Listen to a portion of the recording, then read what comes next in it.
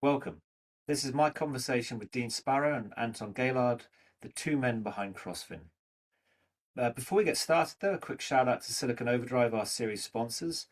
If you're on AWS or if you're thinking about moving to AWS, I really think you should reach out to Silicon Overdrive if you haven't already and hear what they've got to say about how you can literally save thousands, sometimes hundreds of thousands of dollars a year by accessing a range of rebates and discounts and credits, many of which are only available to premier tier partners like Silicon Overdrive. I also think Ross and his team are just fantastic because of the honesty and openness that they bring to their conversations. So I'm very happy to intro you. Just give me a shout and we'll put you in contact. With that, let's get into the discussion with Dean and Anton, the founders of Crossfin. If you don't know Crossfin, I'm not surprised. They've been operating for 15, 20 years, but relatively silently and behind the scenes. It was only over the last couple of years, really, they've come to the fore publicly because of some big exits. Adumo to Lesaka for 1.6 billion, Retail Capital into TimeBank for 1.5, and iKhokha to Nedbank for about 1.6 billion rand. So let's get into it. So I'm going to kick off at that moment where I've literally just gone through the figures in that live call and I've put it back to Dean to confirm they're accurate before we get into the details of their story. I hope you enjoy. Those are the numbers. Just to point out, though, Colin, that we were a key investor in all of those different assets, but through the evolution over time, as we optimized and grew those businesses, we did partner and brought in a number of co-investors along the journey. So, as an example, the Yo-Yo business, which originally was wiGroup, that we ended up partnering with Investec Africa Private Equity Fund, as well as the Smollens Group, as well as Virgin Global, Richard Branson's private equity arm. And we did exit that business, in fact, just as COVID unfolded in 2020, having been invested in the business for a good 12 years through the process. The other three businesses, Retail Capital was the next in 2022. And that was exited at the time where we were co-investors in the business alongside management as well as future growth were in it. And our investment was actually structured through an SPV where we partnered with Apis Private Equity out of the UK. So Apis and Crossfin jointly owned about a third of the business. Future Growth owned about a third of the business, and management owned about a third. And we exited that in December 2022 was the first tranche of the exit to what is now Go Time. So we've got there. I just want to be careful we don't go too much onto the technical side, but and the fact that I'm in a bit of a feisty mood after yesterday's complete disaster with England. I think there's some awesome names that you've just dropped there, Dean. So it's great to hear all these wonderful people that you've been working with. But for me, that's the point I just wanted to get across, that it's incredible, I think, what you guys have been doing and the partners that you've been able to work with. I don't know if you mentioned, others like African Rainbow Capital, for example. It's proper pedigree. So now I want to go back in time though and work out how you got here and the lessons learned in your journey and the lessons that we can also impart on people in startups, scale-ups, leadership positions in general. Because what I find fascinating is that when you started this journey, neither of you came from a traditional private equity background. I mean, we're sitting here 10, 15 years later, and obviously you're totally at home in this type of environment. That wasn't the case 15 years ago. You were operators then running a business. Can you tell us how that developed and how you moved into this investment space? Yeah, perhaps maybe the best starting point is where Anton and I first met each other, which dates back to our era at the UCS Group, which was a small cap JSE-listed business, effectively positioned to be the one-stop shop for all of the retailers' IT requirements. Anton joined the executive team in kind of back end of 2008, just literally on the back of our investment into the Wallet business. And yeah, I was actually playing a role at the time, having just moved out of the CFO function of the listed entity into the deputy CEO role. And that was part of just succession planning for the listed business. Anton joined us to head up what we referred to at the time as value-added services. Really what it was a concept that said we were providing all of this point of sale software, we were providing all of the supports and services around the point of sale, and then we were implementing and supporting the back-end systems from SAP and the like. And we felt that there was more value we could deliver to the retail customer base. And it's ironically where the journey started around, in particular, the more formal focus around what the market refers to as fintech. But really, it was payments in store within retail and all the value-added services that we would like to facilitate around that we were focusing on. And Anton came in and picked up that as his key focus. So that's where the journey started. I don't know, Anton, if you'd like to add on to that picture.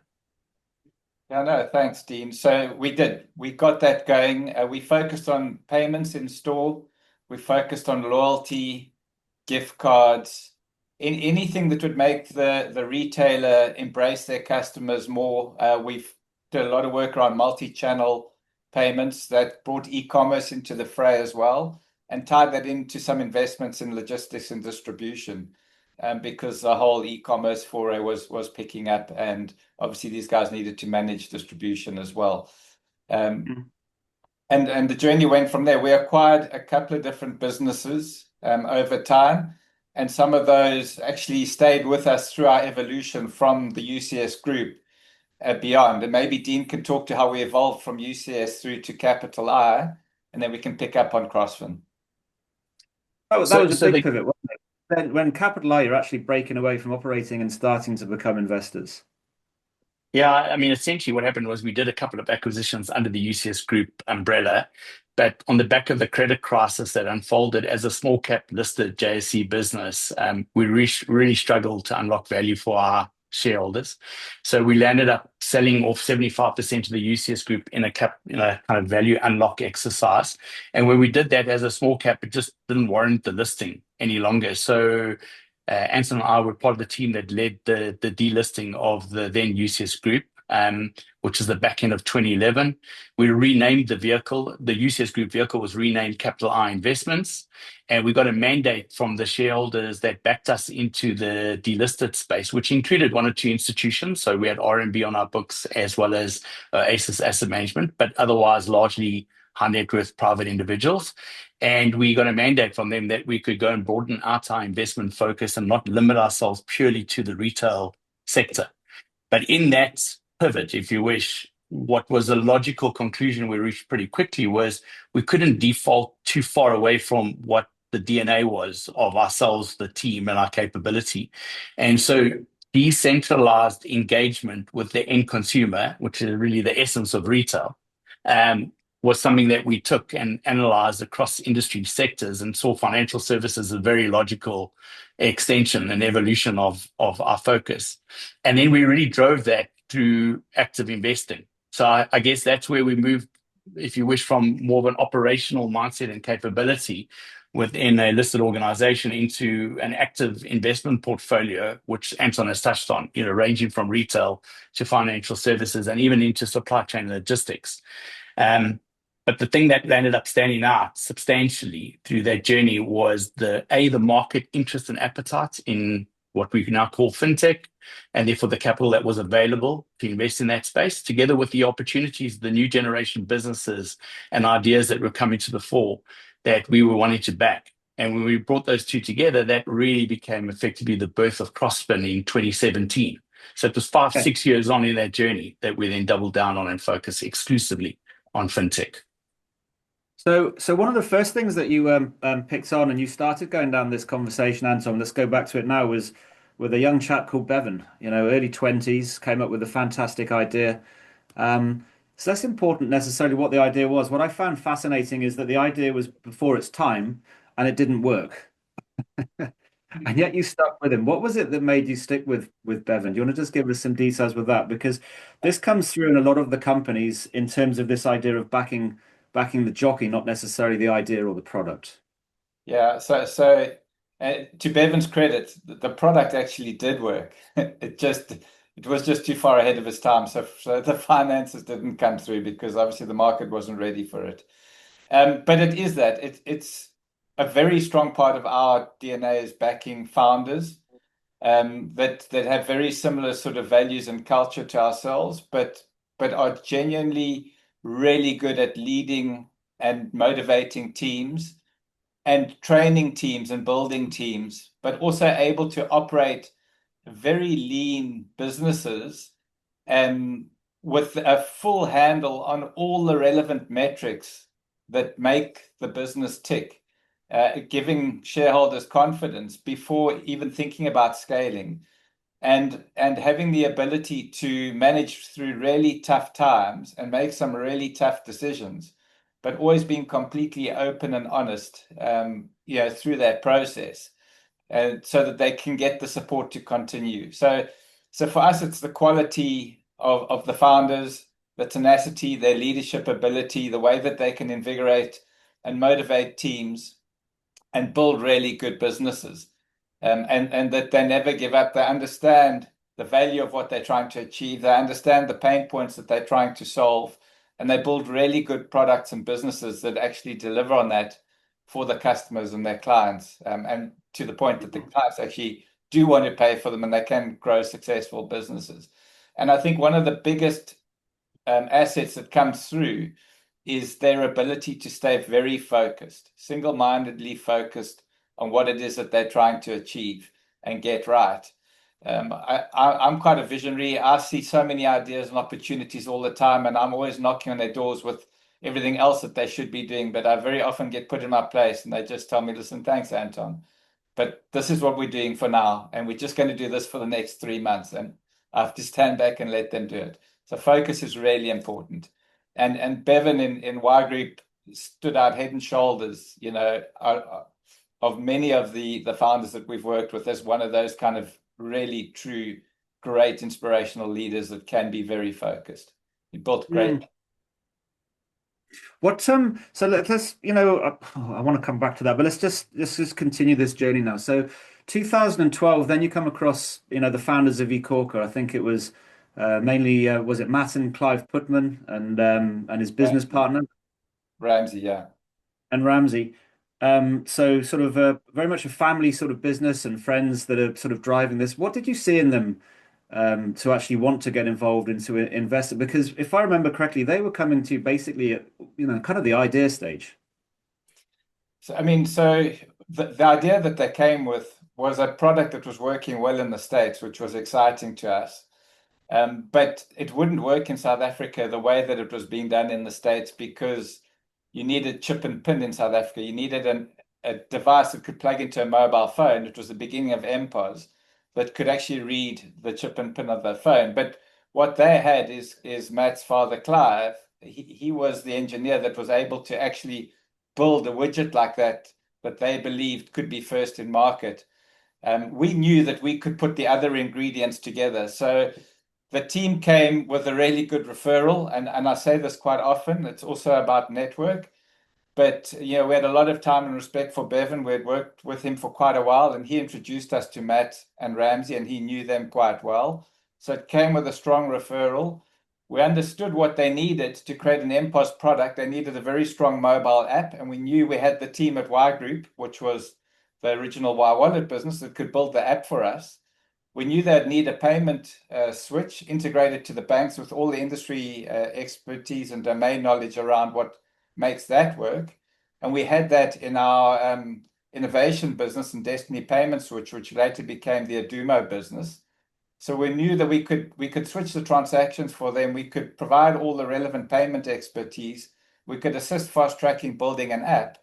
And they came and said, well, we can build this device and get it certified. And when you put those ingredients together, you can get excited about something, because we could see it was working in the States.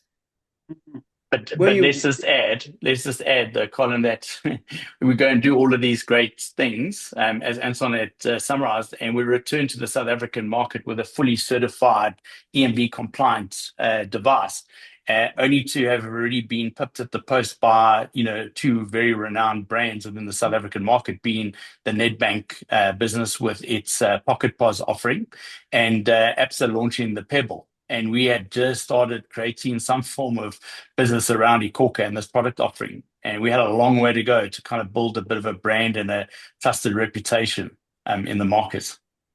Did that not put you off then, when you saw that there were two market incumbents that have all the balance sheets in the world to spend as much as they want to, and they're doing something very, very similar? What gave you the confidence to continue? It was the go-to-market value proposition. So what we worked out, which ironically was with one of the big banks, is that we had to start the journey by effectively taking on a designation as an ISO, which effectively means that the bank behind the business has to essentially onboard the merchant. And the value proposition that iKhokha launched as a digital-first business was, if you came online as a consumer and you self-serviced your requirements and sourced the device that you were looking for, we would get this delivered to you within 24 to 48 hours, and we would technically have you're enabled to basically get up and transacting. The problem was that the process for the bank to onboard that merchant and actually sign them off and allow them to transact took somewhere in the region of 6 weeks. So we realized that there was definitely a market conundrum, if you wish. If you genuinely wanted to be customer centric and focused around onboarding merchants in the quickest possible time, you needed to ultimately build out the ability to deliver that service directly to the customer. And we saw that as the big gap in the market at the time, back in it was effectively 2014, because it was once we had effectively fully industrialized and certified the device. So I guess at 2014, you're starting to really hone, your investment skills and the way that you're dealing with this. You're sort of 4 or 5 years in, with these experiences with wiGroup and with iKhokha. You've had some pretty rough ups and downs during that period as well. Do you want to share some of the lessons that you've gone through, during that period? Because, you've stuck with these guys through thick and thin, and these were not projects that necessarily every single day you could say with certainty we're going to go and, bloom and just become these, success stories that they are now.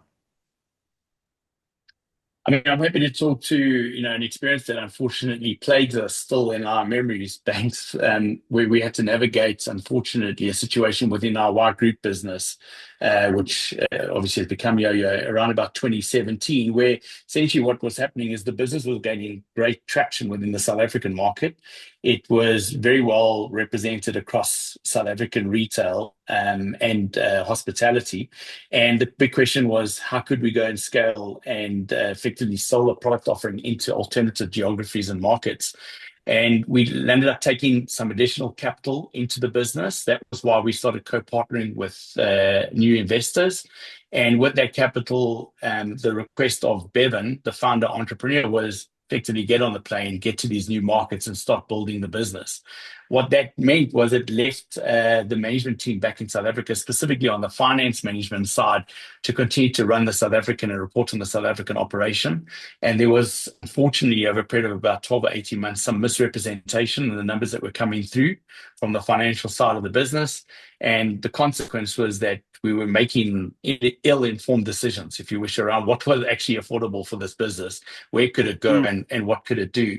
And it literally landed up almost being a train smash, because we essentially found it roughly about a 60 to 70 million rand hole in the economics of this business. And we had to almost kind of jump into fire room sessions on a daily basis for the better part of 4 to 6 weeks to navigate this business through very, very tough times. And it included us as Crossfin, together with, we were alongside Investec, having to put some additional capital in to steady the ship and right size it and restructure it. So that was tough. Dean, two obvious questions there. How did you maintain trust with Bevan and the team? And, because something like that pops up, there's all sorts of, mudslinging that's going around, and blame games are going up, and people looking to escape. And then how on earth did you get your investors to back you and to double down into this initiative after something like that? I just find that fascinating.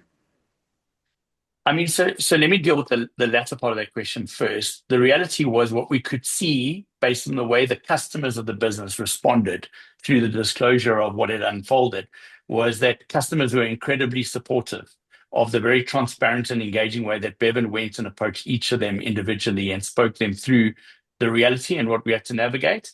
And what that really demonstrated was if you wish, both the customer loyalty and the market dependency on the product offering that was unique. So it wasn't like you could go and swap out the wiGroup proposition with something that was directly comparable. And that gave let's call it the underpin, to be able to say, let's put the money in, let's restructure the business, let's realign the cost structure to what is affordable, and then let's go forward again. The other part of it was quite tough, to be honest. There was a forensics investigation that had to unfold. We had to, and we were accountable to institutional investors, so we had to give everybody comfort that we knew exactly where the issue arose, how it was ring fenced, and the fact that the likes of the two founders, being Bevan and Barsi, were not directly implicated. I mean, it literally went to the extent of like lifestyle audits on the two individuals through their forensics investigation. So it was not pretty. But once again, Anton mentioned this point earlier, a very transparent and clear, engaging kind of mindset, which is where we come from as Crossfin, with these founders and entrepreneurs, meant that we were very open, honest, transparent, and engaging. And I think that really helps, to be honest with you, when the going really gets tough. Being very clear, transparent, communicating well is imperative. Yeah, we've got. Anton, how did you do that? How did you? I'm just curious. Is this something that you've learned over the years? But to get that level of honesty and trust, I mean, on the one hand, you're cracking the whip, guys. We need the returns. We're working for the exits. We've got investors that are looking for some return in the next 2 or 3 years, and staying. I don't want to say friends, but being able to go and have open and honest conversations, share exactly what's happening, the good and the bad, to be respectful of each other. You often see that falling apart as people just becomes frictional and they start hiding things, trying to prop up the numbers in terms of what's going through. How have you both tried to go and handle that? Because across the whole portfolio, it's been consistent when I've talked to them that you've handled that very well. They all respect you guys in terms of the way that you approach those discussions. I think, Colin, the whole engagement starts with the relationship with the potential founder up front. And, we spend a lot of time getting to know the individuals, and we might be, and the kind of referrals and references that bring them along. And generally, we've had other interactions with them and some other guys in previous initiatives. I mean, Bevan actually was consulting for the UCS Group after his varsity days. So, that as a person, one got to know him. But I think, for us, we're not your average investor. We get very involved in the assets we invest in. We don't have a huge team. We can't invest in a lot of things. But those that we do, we spend a lot of our own personal time in. And most of that is with the teams. And we really just help. We roll our sleeves up and we help wherever they need help. We do have operational experience. We can work with the finance team one day, the visionaries the other day, the product team the next, and you build relationships on the ground working alongside these teams. And I think that's where it starts. And then, you frequently catch up. You have many different channels of conversation, from WhatsApp all the way through to, formal catch-ups. And we also we've got two rules. One is good news travels fast, but the more important one is bad news travels faster, because we can help you if we know that there's a problem. But if we don't, we can't help you. And I also think we can add on the fact that, Colin, we are also mindful and respectful of the fact that often the founders are the subject matter experts. And an example I can use there is in the retail capital business, which we had to navigate through COVID. The reality is, Anton, I didn't come at this business as credit specialists, right? So we came at the business because of our visibility of the channel to market that we had some degree of visibility over, and therefore how we could assist on the, let's call it the technology enablement layer of simplifying the distribution of this alternative lending to the market. But the actual credit assessment side, the risk associated with it, we're to a large degree reliant on the key people around the table. So when COVID unfolded and we went from a business that was, collecting its normal funding that had been advanced every month, and all of a sudden the transactional activity in the market dried up to like 10% of the activity because only your essential service providers were transacting. So therefore the book recovery reduced to like 10% of what we would typically be collecting. For Anton and I, that was quite a scary point in time. But when we sat around the table and had this conversation with the experts around the table, they were very clear around, how you manage liquidity, how you have to manage your debt providers that effectively funded the notes program. Once again, very much around communication, very transparent, very engaging, so that everybody feels absolutely informed at all times. Then there's no knee-jerk reactions that take place, and that was just being part of and being respectful of the fact that there were experts at the table. We weren't the experts to call exactly how to navigate through that process. Why did you get involved with retail capital? What was it that appealed? Because it was a very different business, as you've just said, to what you'd previously invested in, and as operators, it's coming through, being interested, very detailed knowledge of the businesses that you've invested in previously, working very closely with your investee companies. Along comes retail capital, which you really don't know that much about, and you decide to go and take risk and invest into that. What was it that led you to that decision? There were two things. One, I did have a previous relationship with Carl, the CEO of the business, one of These the relationships, Anton. Sorry, it's relationship. So, and I'd followed Carl through his previous experience and his success. He was one of the founders of RCS, built a really formidable business and exited that. And then he had co-investments in a couple of other businesses, and we had a look at one or two earlier stage as potential co-investments through our Crossfin Ventures business. But retail capital was the business that he was most excited about, and he started putting more and more of his own personal time and energy into it. And obviously then we started following it. But at the time it was quite manually led from a sales and distribution perspective. And we had invested in iKhokha, and we were doing really good things with Matt Putman and the team. And Carl, there's a really good match between what the guys at Retail Capital were doing and how they were providing advances to merchants on the back of their sales transactions. And obviously with a business like iKhokha, where you own, the relationship with the merchant, you could bring the two together and you could solve for distribution for Retail Capital through a more digital interaction between iKhokha and Retail Capital.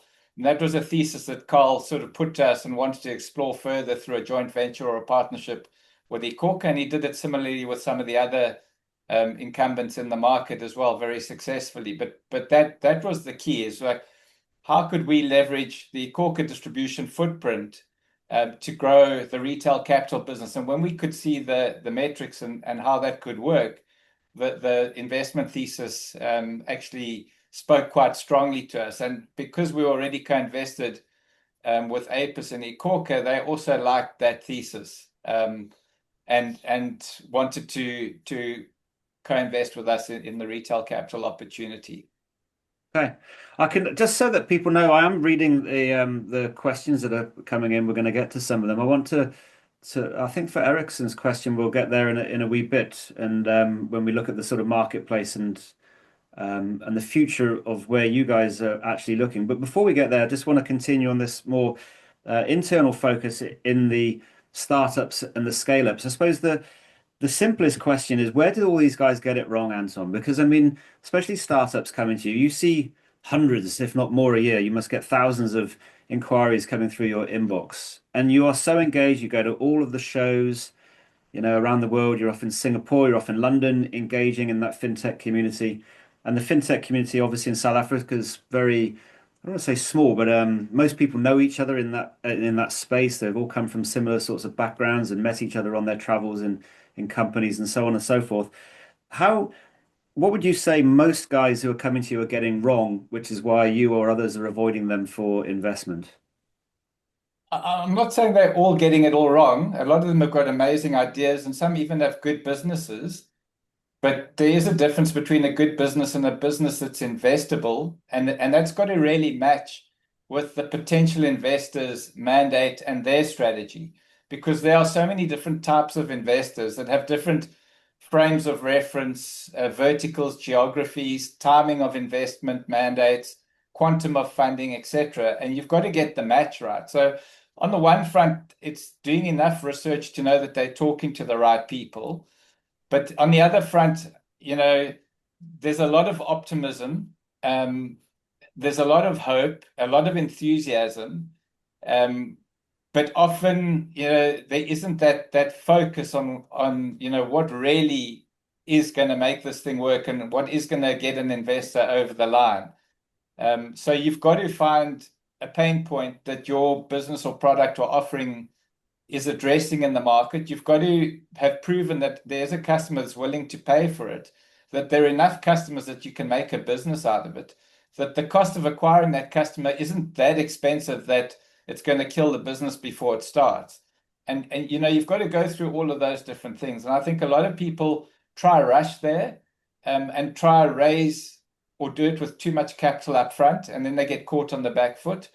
Whereas those that are more prudent and spend a lot more time with a lot of sweat rather than cash equity, they seem to prove the points more cost effectively and get the business to an investable state where all the metrics are known, and now you understand exactly why you're raising the money, how you're going to apply it, and what growth it's going to translate to because of how you're going to apply it.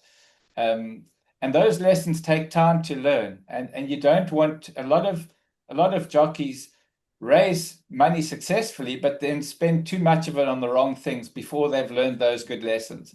I think Matt at iKhokha was one of the really good sort of advocates of taking time to learn the lessons before doubling down on spending the marketing money or whatever it was that drove the growth.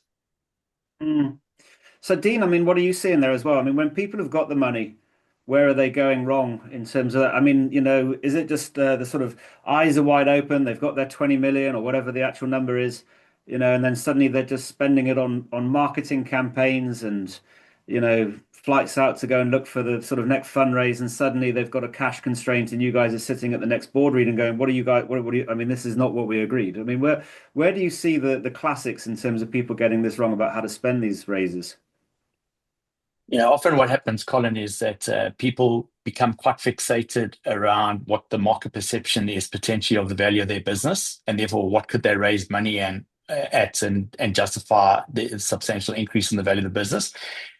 And what they sometimes lose sight of is the point that Anton was making around, well, when you raise this money, it's got to go to a specific purpose, and that specific purpose has got to ultimately convert into the required growth to justify the value that the money is coming at. And what happens is the investment community, particularly the international investment community, I mean, South Africa as well, but internationally, there's a very astute investment community that understands that if they're going to put money into anything, they're going to start by making sure that they protect their money and the returns that they need to justify on the money that they put in. And the consequence of that often is that the founders that drive these fantastic business ideas, fantastic concepts, chasing the valuation and chasing the capital raise to justify the valuation, land up sitting back ranked behind all of these different layers of fairly complicated instruments. And at the end of the day, they end up building really good businesses. But unfortunately, businesses that in a particular TAM or particular market don't necessarily justify the value at which that money has come in at. And now they sit back ranked and they don't actually get to bear or benefit in the fruits of their labor. That's often something that we see. Our entrepreneurs and the teams that we've invested behind often got very frustrated with Anton and I, because we were generally, I mean, a little bit of the title coming into this conversation today is about the silent force behind fintech. But the reality is that we used to have an acronym in our UCS Group days, which was Undercover Computer Services, and that's kind of flowed through. So when our founders came and sat with us and said to us, let's go above the line marketing, billboards, TV, radio, we would sit down and say, but can we just understand what is the ROI going to be? How do you justify that? Are you just trying to be visible? What's the actual return going to be from being visible? And the consequence is we've actually built a lot more of our businesses ground up through by word of mouth, networks, kind of that mentality. And it's frustrated the hell out of our founders often, because they're looking at the competitor or the next peer or whatever that's really up there in the headlights. And fortunately, time has proven that by going that road, the benefit, ultimately, the founders and the entrepreneurs that we've partnered with have landed up actually benefiting quite substantially in terms of the exits that have ultimately been achieved and the values that they've been able to crystallize and realize. How important are the right investors? And I'm not talking about capital anymore, but in terms of introductions and networks for these founders. Personally, we think it's very important. And the reason for that is because, and we often start with this as our lead, is if you're looking for money, don't come and necessarily only talk to Crossfin. If you're looking for money plus access to, for example, an ecosystem and an entry point in the distribution channel or a technical capability, and we see the ability to bring that to the table, and Anton has shared some of those examples already in, for example, how we started off in iKhokha investment, that's where we can get excited for two reasons. One is that yes, we're deploying capital and we've been active investors, but two, we see a way to mitigate some of the traditional typical risks associated with how to scale and grow these businesses because of the access points and the relationships and the networks we have.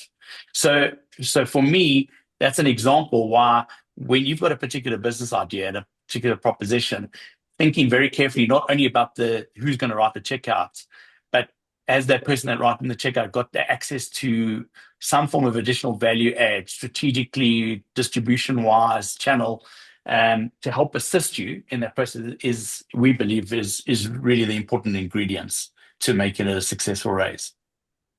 Lovely. Right. I don't know, Anton, that's kind of for both of you. Keith, your question comes in beautifully here now. At what stage would you advise a fintech founder to raise external funding? And I think that's fascinating. So many guys try to bootstrap as well. I'm never 100% sure that's sensible because of the power of what you've just said. The money's one thing, but the networks is another. What's your advice on that? I don't know if you can be black and white about it, but there's never a right time. I think it's when you know exactly, one, that you're onto a good thing and exactly how that money is going to be deployed and what you're going to get out of deploying that money. So, the more time you spend before raising the capital, the more of those questions you're able to answer, and therefore the less risk of raising the capital. And the less risk of raising the capital, the more chance you have of success, and therefore holding on to more equity in your own business, because you're not going to be as wasteful when you raise that capital. And it also comes down to quantum. You don't always have to raise a huge amount up front. You could raise it in small tranches and sort of, go milestone based on certain deliverables, which allows you to protect more of your equity as a founder than potentially you do up front. Someone once told me a little ditty, the wrong time to raise money. Definitely the wrong time to raise money is when you need it. Is that? Yeah, that is true. Because you're getting desperate, and so you'll take it at any cost. And that's not good. And the more desperate you get, the more potential investors will look for a bargain or, put more stringent terms on it. And then it comes a point where it's too late and the business has lost momentum. So, you've missed the hype. And yeah, so there's definitely, you definitely want to do it ahead of the curve. You want to do it in advance, but you don't want to take it all and spend it all unless you need it. So just be quite careful about that. Okay, there's at least 4 reasons there why I can see you guys are never going to lend me any money. David comes in here. For an early stage revenue startup, how do you assess value of the company in terms of an equity buy-in cost? Dean, maybe that's one for you.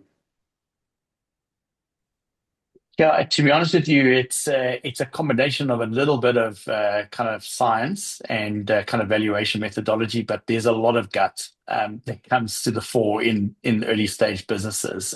So I'll use 1 or 2 real examples of what we've stepped through. I'll go back. So when we jumped into wiGroup, why did we jump into wiGroup? So conceptually, wiGroup was saying, listen, we will build a capability where a mobile phone, can pay at the point of sale and affect a transaction at the point of sale. And so when we thought about that conceptually, and we looked at the market that we had access to, i.e. the retail footprint that we were already running the point of sale systems in, we realized our ability to assist on the integration work that would be required between the point of sale and the mobile phone capability would be something that would be to some degree in our control. That was the one side. The other side is we said, what would this business need to build that out, prove it, because this was kind of pre-revenue, it was just concept. What would it take to build it out, prove it, and hopefully get ourselves to the point where we've got a real business to work with. And I mean, the numbers were quite small relatively to where we got to the business. But I mean, if I recall at the time, and I am going back to 2008, I think the total number was about 4 million rand was required to fund this business. Bearing in mind, there was a team of not more than 5 people working out of Bevan's flat, if I recall, down in the Cape. So there wasn't big OPEX running around. It was really about getting this product built, demonstrable within a retail environment. And then what we said was, but we don't want to put all the 4 million in and own 100% of this business. We actually need to know that these founders that have come to us with this concept are going to have an absolute vested interest in building this out successfully. So we landed up literally splitting that 4 million, which wasn't a valuation. It was what was the cost to run the project, get the proof point in place, and then take it from there. And what we landed up doing is saying, okay, let's split this. We'll put 2 million in as equity risk, and we'll put 2 million in on loan. And that way we'll have 50% of the business and the founders will have 50% of the business. And then depending on how well it goes through the proof of concept, we'll end up in a business that will hopefully be able to repay the 2 million loan, and then management have got an unencumbered equity position. That's the principle of how we started the journey. Not even 6 months into the journey, because of what Anton was sharing around the banking regulated payments industry, saying they felt that this was a card not present transaction activity taking place. Therefore, the risk needs to be borne by the retailer and the price of the transaction needs to go up. Effectively killed the business that we had funded to go and build this out. So we then needed to work out, okay, well, how are we going to pivot it? And that was the point that Anton was making, the pivot towards the non-regulated activity around vouchers and coupons, the dissemination and then the redemption. We then worked out, well, what did that plan require? How much money was that going to need? And we effectively tweaked the relationship with additional commercial loan funding and additional equity commitment on ourselves so that we kept the participation at equilibrium to ensure that really the guys that were driving the activity on the ground, Bevan and Barcy and their team, had an absolute vested interest in getting this thing to be successful. So that's one example where you can see the science really aspect of it is less about actual valuation. It was more around, well, what is the money going to be required to prove that this is a reality? And then how do we split this money up in such a way that we're not 100% owner of it, because we need people that have got a vested interest that are excited in driving this. And things have obviously evolved. The market, even in the South African market, has matured a lot more in terms of venture capital funding. And we're talking about a point in time where there was virtually no real referenceable venture capital. And ironically, that was actually corporate venturing, because that was the UCS Group and us representing the UCS Group and saying this could be a fantastic value-added service proposition to a retailer. That was really what drove it. Maybe another example to jump forward is where we got involved in maybe iKhokha. In iKhokha, what we were able to do there is once again start with working out how much money was it going to be required to get this device and widget industrialized and certified. And then B, even with an industrialized and certified device, that's not a business proposition. You need to have the integration into the switch. You need to have kind of a go-to-market capability to distribute it. So we then looked at what is the money we're going to have to put in versus what is the ecosystem value we could bring to the table that could enable this to ultimately be a business proposition. So initially on day one in iKhokha, Crossfin had equity because we put money in for shares. That became a negotiation between what the founders would be prepared to give up versus what we were going to inject. wiGroup ended up with some shares because they built the mobile application capability. And then there was just a commercial arm's length relationship between innovation and the integrated switching capability and the business around for every switch that it facilitated what would be the cost to iKhokha, there would be revenue and innovations. And so we put that whole proposition together to effectively get this business launched. And now I think that, I mean, the detail that you go into there, you're obviously a very detailed person. That opens up a couple more questions. But we need sort of one-line answers on these next couple of questions, I suppose. You know, you've made that sound perhaps complicated, but deterministic. If this, do that. If this, do that. How is it in reality in terms of coming up with these valuations and actually working out the share splits? You know, the other opposite, it's just horse trading in its gut, you know, and you don't really know because you're building on something, projecting 5 years into the future. You don't know how it's going to pan out.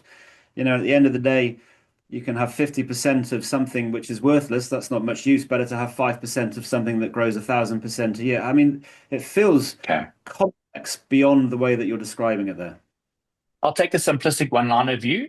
on a valuation principle basis, what we would do is we would take the business proposition we're looking to back and we would compare it to where we could find relevant peers, which are not necessarily in the South African or African market. They could be totally disparate markets.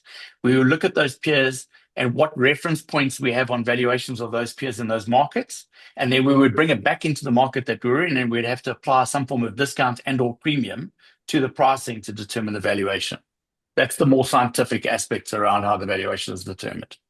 And then the horse trading starts. Right. So to Darren's question here. So I'm doing a startup. I'm sort of scaling and everything else. It's all going really, really well. How important is it for me to have advisors on my board? And the second part to which I'm interested in is, what sort of a relationship should I have with them? Should I have some big brand names sitting on my board and, give away some 2% stakes for them to be sort of figureheads and partially involved in my business? Or is that just a waste of equity? I mean, that's my gut, is it's probably a waste of equity. I think only have advisors if you have a really good relationship with them and you really value their strategic output. And for the rest, if you really do need support or advice, you should be willing to pay for it and get it from the appropriate channels at the appropriate time, rather than just giving up equity left, right, and center. If in a pitch deck, no one's going to look at the advisors to decide whether they want to invest in the business or not. But I mean, it is important to have good representatives on your board that really do, worry about your business and are able to add a lot of value. And they should be diverse. They should come from different verticals or industries or whatever to give you a really good perspective. But I wouldn't just have advisors for the sake of having advisors. I see some pitch decks with like 5 or 6 different advisors, and I don't really know whether they got them or not. Yeah. But we are getting quite stuck about in the earlier stage stuff, but we spend most of our time actually in larger, more mature businesses through sort of consolidations, mergers, acquisitions, if you think of the Adumo strategy and others. So it's not all startups, that's for sure. No, I agree. We might have to put that one onto the second session for a couple of weeks' time, because just going with the questions. I promise at the start we're going to cover these questions, and then they get cross with me if I don't at least cover some of them. So let's just go back a stage. I like this one from Ericsson. If you're starting a fintech infrastructure company, which payment problem do you believe remains the most underserved over the next 5 years? And there's so many payment problems. There's so many opportunities that I look at across, South Africa, and which are if the we're ones. talking payment, if we're talking payment infrastructure, the one that I think is a material issue and opportunity is the reality around how mobile money plays across the African continent versus traditional banking, and how you find the mechanism to effectively bring that together in an interoperable way, i.e., whether you're using mobile money or whether you're using traditional banking product offerings, you can still settle at that point of service. That's a critical gap that I think that they are two massive industries in their own right. How you bring them to be able to become effectively a seamless, interoperable ecosystem, that's a big play. Yeah, you're right, Colin. There are lots of payment problems. I mean, there's expensive ones like the cost of remittance and things that needs to be solved. There's the frictionless, how can you make payments frictionless? But I think the biggest problem you're always going to have, and particularly as we get closer and closer to an all digital world, is managing for fraud and protecting your own credentials and your own credibility. Because there's nothing worse than suddenly looking at your bank account and seeing a whole lot of micro transactions and then 1 or 2 or 3 huge transactions going off that you had no awareness of or no control over. So I do think that the whole thing around security and fraud risk prevention and things needs to be solved properly at some point. Are you guys getting excited about the opportunities? I know, if I'd have asked this a year or 2 back, you were starting to look mainly offshore. You're doing some really interesting stuff, in Singapore with, MyPinPad and a whole bunch of others. And if people want to learn more about your portfolio, they should definitely go onto your website, crossfin.co.za and get some information about, your perspectives. But Recently, it seems that you've also got more excited about what's available still on the continent, and that payments is definitely not finished as a sector to invest into. Payments is definitely not finished, and we've got a really exciting investment through Unity Digital Holdings in the company called Mercury. It's UAE based. They do both issuing and acquiring, but they also partner with PAPS, the Pan African Payments Cards business, where they're driving interoperable payments across Africa. They're driving sovereign payments in countries, in African countries. So the ability for each country to have its own sovereign payment scheme, reduce the cost of transacting in country, and reduce the dependence on countries from leveraging third party or other country payment type products and solutions, gives them a lot more control of their ecosystems and the economies in their own backyard. So we're really excited about that. Plus, they've got a really good partnership in the UAE with the central bank there.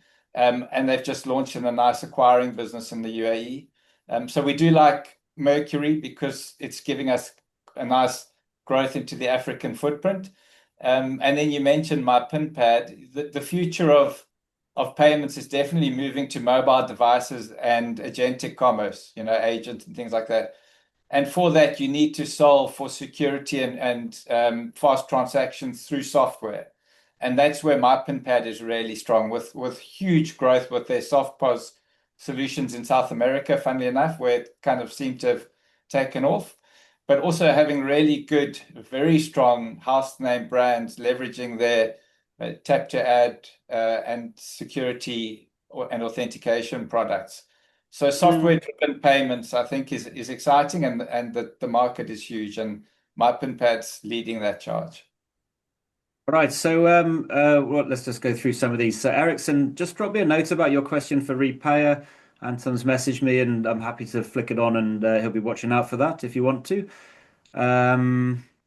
Let's see now, which one do we want to go to next? Very quick one. I think this is because we've got about, what, 4 or 5 minutes left, so we'll do some quick ones as here. Yeah, I think for both of you, Anton, let's stick with you, Anton. What's your take on single founder startups? I love this one. Should you be, a group of 2 or 3 people, or do you take single founders? Yeah, I don't have a problem with single founder startups, so long as the single founders, got the ability to build a really good team. Traditionally, funnily enough, we have found sort of 2 founder startups, one technical person and one business development, visionary, entrepreneurial person seems to be a really good ingredient. And I suppose you saw that back in the Apple days and the Microsoft days as well. But yeah, it's not a hard and fast rule.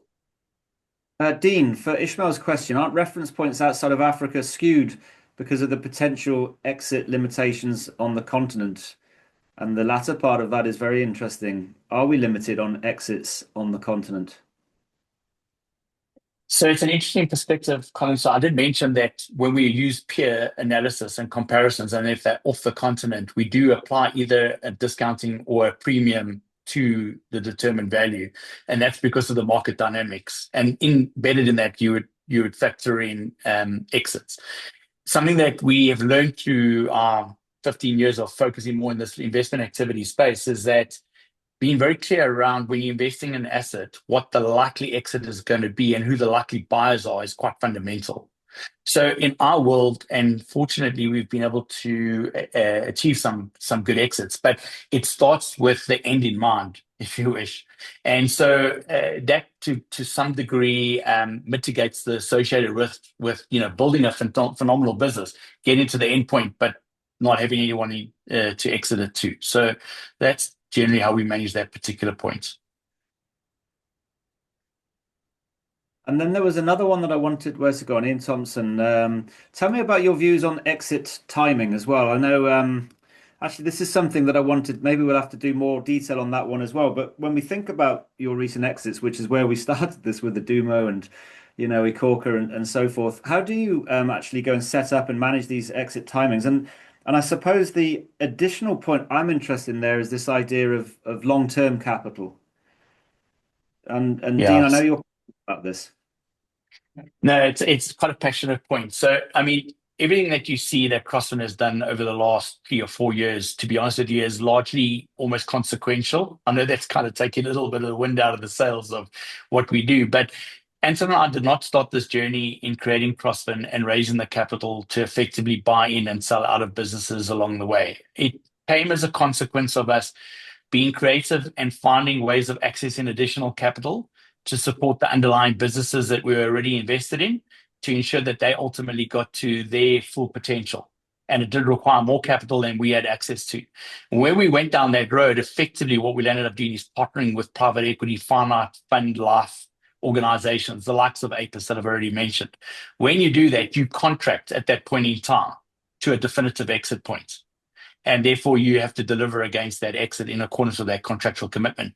If you asked Anton and I today, what would our preference be? It would definitely be more patient capital and longer term buy and build opportunities. And the reason why we flag that is, if you just go back to this conversation we've just had, we spoke about our touch points between iKhokha, the innovation which became Adumo, retail capital in terms of lending. The reality is we went down the road and we've exited those businesses all to different buyers. So in doing that, we've effectively broken essentially a bit of the networking that we created between these businesses. And arguably that could be that much more valuable over the longer term. So I think, Anton may want to chip in here as well, but I think patient capital and time to build. The other part about the patient capital point, by the way, is when you get involved in business at a very early stage, which we generally have done, and you take them through various stages of their life cycle and evolution towards the ultimate exits. Just look back at the track record. wiGroup, we were in for north of 12 years. iKhokha, we were in for north of 13 years. Some of our current portfolio, we would love to be in for a longer period of time. But your traditional venture private equity model, 5 to 7 years. And we don't see value crystallizing necessarily, particularly in the African markets, in that shorter time period. Right, and Anton, there's no time for you to add to that because we're out of time. It's 2 o'clock, unfortunately. My fault. Should have got to the questions we wanted to quicker, and then we rush at the end. It just happens. Happens every single time. But anyway, Dean, Anton, thank you very much for joining. And I was serious. I'd love to do the second call at some point, maybe a few months from now, about the exits and the sort of M&A and the bigger side of things. I guess it made sense, at least in my mind, to start on the startups and the journey today. I just forgot it's been a long journey, so we should probably have allocated more than an. But anyway, next up, for anyone that's wanting more of these events, we've got Ikpe, CEO of AutoCheck, on financing. It's a $50 billion market. Interested to see his views on the used car market across Africa. Should be pretty cool. We've also, soon after that, we've got Graham Lee from Capitec, the group CEO, talking about their journey. I'm interested to see how that one works out. How do you manage 26 million customers and still be innovative and act like a startup? So we're putting him under a bit of pressure to see what we can get out of him in terms of managing that sort of scale. As always, thanks to the AWS guys and Silicon Overdrive for sponsoring this, and all of the partners that help with the distribution to make people aware of it. With that, Dean, Anton, everyone, thank you very much. Have an awesome Thursday, and we'll see you in a week or two, I hope. Thank you very much, Colin.